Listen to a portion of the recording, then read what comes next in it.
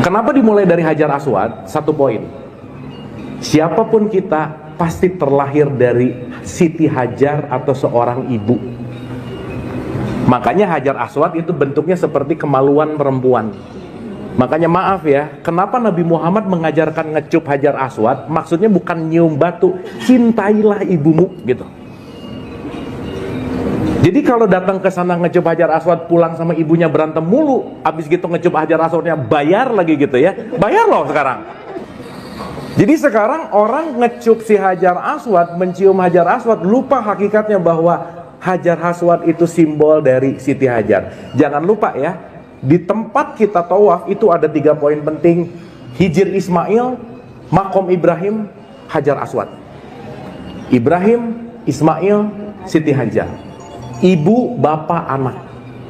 Jadi sebenarnya ngomongin muter ini cuman mau bicara bahwa perbaiki hubungan pasangan, anak, relationship dalam keluarga. Contohlah keluarga Ibrahim gitu kira-kira. Itu satu, Mas. Jadi kenapa dimulai dari Hajar Aswad? Kenapa? Karena kalian semua pasti datang dari ibu.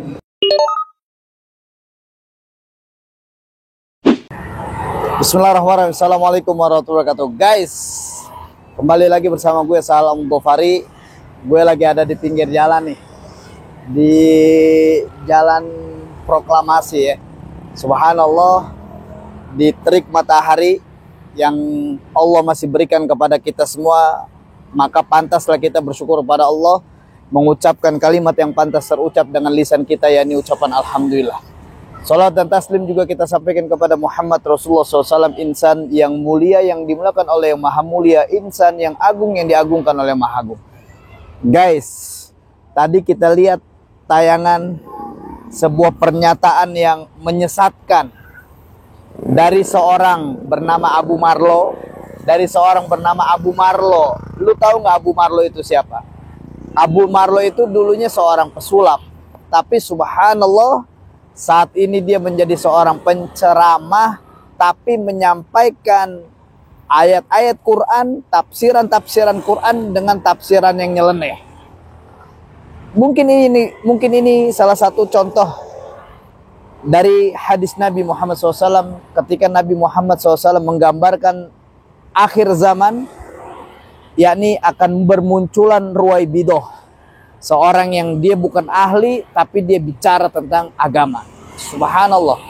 Ini bagian dari krisis akidah yang dialami oleh umat Islam.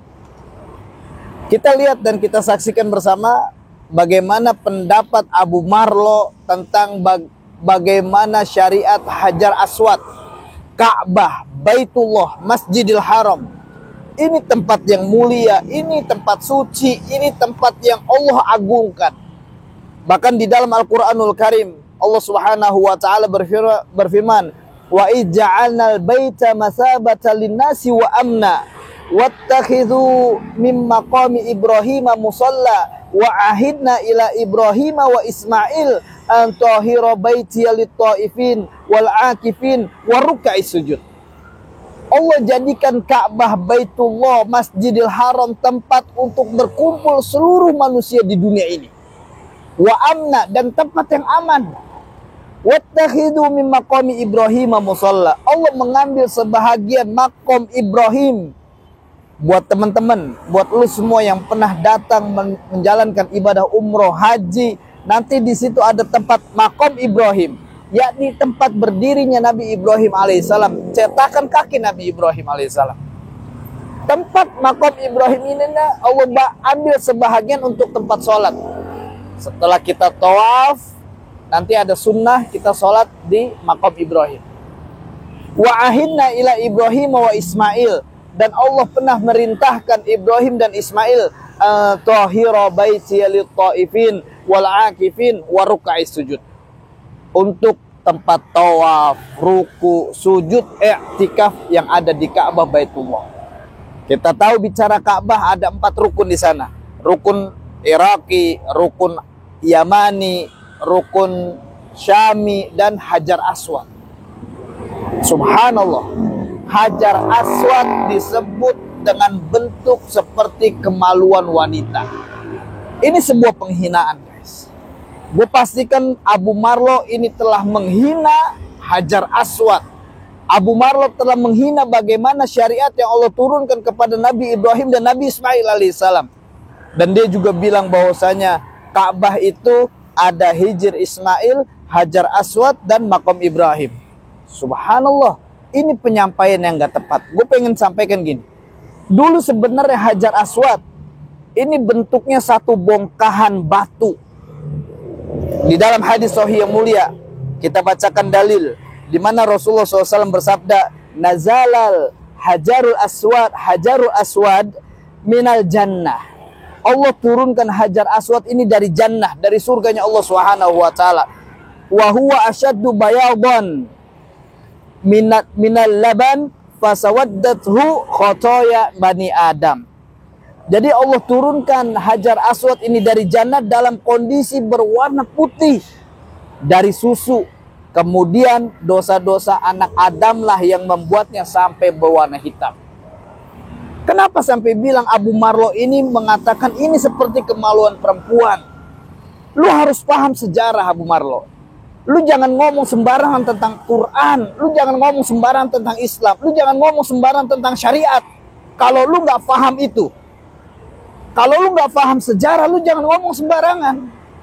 Hajar Aswad ini Allah turunkan dari surga dalam bentuk bongkahan batu. Kemudian bentuknya warna putih dari susu.